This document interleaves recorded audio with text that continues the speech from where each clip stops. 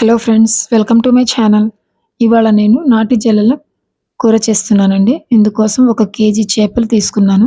శుభ్రంగా కడిగించి చేపలన్నింటినీ ఒక ప్యాన్‌లోకి ట్రాన్స్‌ఫర్ చేసుకుంటున్నాను. ట్రాన్స్‌ఫర్ చేసుకున్న తర్వాత అందులోకి 3 పచ్చిమిర్చి కట్ చేసి వేసుకోవాలి.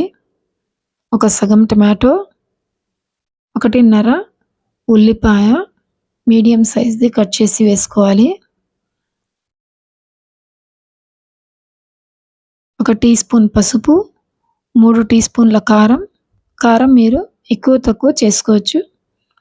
నేను ఇందులోకి రాళ్ళుప్పు యూజ్ చేస్తున్నాను. రుచికి సరిపడిన ఉప్పు, 3 లేదా 4 లవంగాలు, 1 ఇంచు దాల్చిన చెక్క తుంచి వేసుకోవాలి.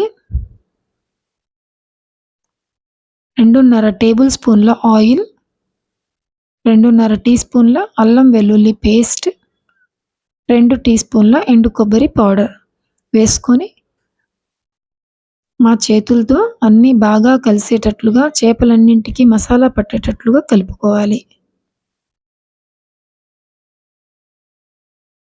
కలుపుకున్న తర్వాత ఇందులోకి 1.5 కప్పు వాటర్ కలపాలి.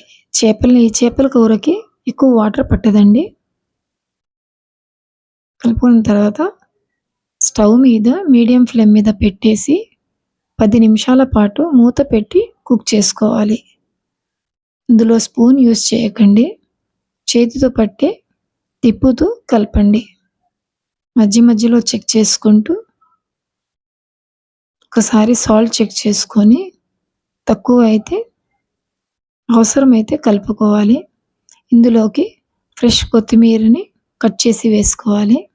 వేసుకున్న తర్వాత ఒక 2 మినిట్స్ కుక్ చేసుకొని స్టవ్ ఆఫ్ చేసేయండి. తర్వాత ఒక బౌల్‌లోకి ట్రాన్స్‌ఫర్ చేసుకొని రైస్‌తో చాలా బావుంటుంది. ఇందులో ఎక్కువ ముళ్ళు కూడా ఉండవండి. అందరూ ఇష్టంగా తింటారు. ఒకవేళ ఈ వీడియో నచ్చితే కనుక లైక్ చేయండి, షేర్ చేయండి, సబ్స్క్రైబ్ చేయండి.